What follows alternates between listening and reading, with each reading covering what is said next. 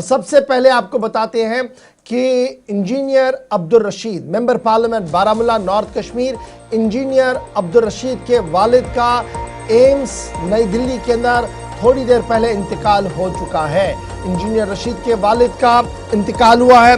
पिछले काफ़ी अरसे से बीमार थे, श्रीनगर अस्पताल में थे, उसके बाद एयर एम्बुलेंस में उन्हें दिल्ली लाया गया।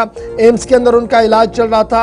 हाजी खजर मोहम्मद शेख जो इंजीनियर रशीद के वालिद हैं, आज सुबह all India institute of medical sciences Delhi के अंदर अपनी आखिरी सांस ले ली है।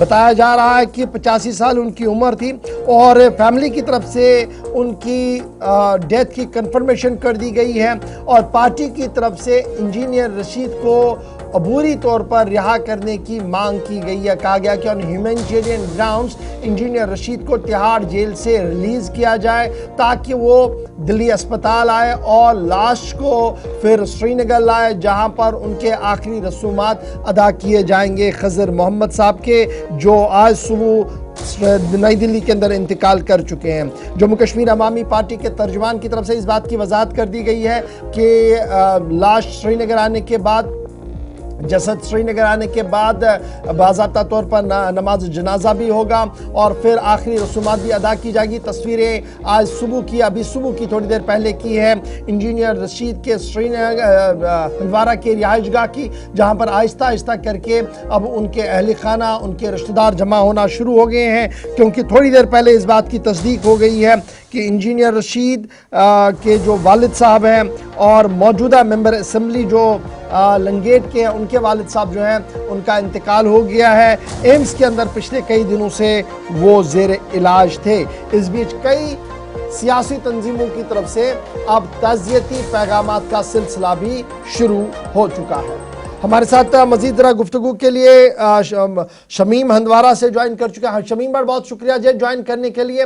लंगेट में इस वक्त आप मौजूद हैं। इंजीनियर रशीद के वालिद का इंतकाल हो चुका है, खजर मोहम्मद शेख साहब का इंतकाल हो चुका है। क्या कुछ डिटेल्स आपके पास है? कब तक जसद को श्रीनगर लाया जाएगा और आखिरी रसूमात, नमाज जनाजा और तदफीन के हवाले से कोई डिटेल्स आपके पास?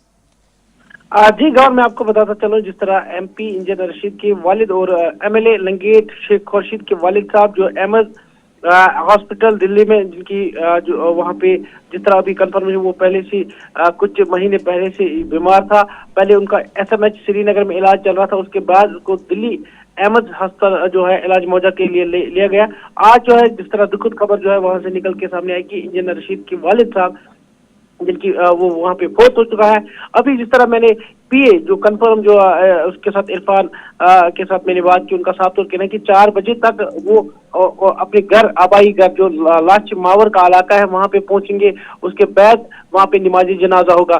जिस तरह ये सवेरे आज अलल सुबह जिस तरह खबर जो सामने निकल के आ रही कि उस तरह लंगेट कॉन्स्टिट्यूंसी के लोग काफी ज्यादा जिस तरह पहले से वो अल्लाह से दुआ करते थे कि वो सेहतयाब हो जाए, आज जिस तरह वो खबर सामने निकल के आई कि उसकी मौत वहाँ पे हुई है, तो जितनी भी सियासी पार्टी है, जितने भी उलमा हुज़ात है, तो सबों की तरफ से जिस तरह वहाँ पे सबों ने दुख में शरीक है।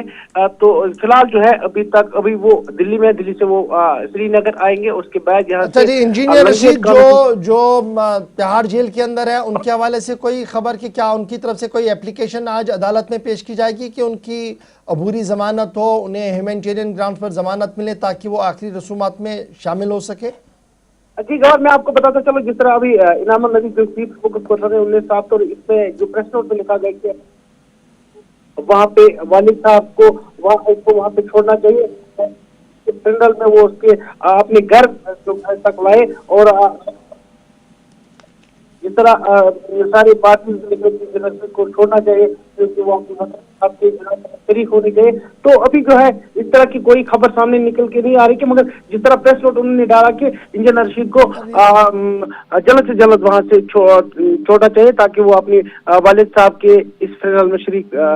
जी ज्वाइन करने के लिए शमीम बता रहे थे कि एम्स दिल्ली के अंदर उनका इलाज चल रहा था पिछले कई दिनों से। खजर मोहम्मद साहब का जो इंजीनियर रशीद और शेख खुर्शीद के वालिद है, उनका आज इंतकाल हुआ है और बाद सपहर यानी 4 बजे के बाद उनकी लाश, उनके जसद को उनके आबाई घर लाया जाएगा, जिसके बाद उनके आखिरी रसूमात अदा किए जा सकते थे। ये तो जनाब थी पहली खबर।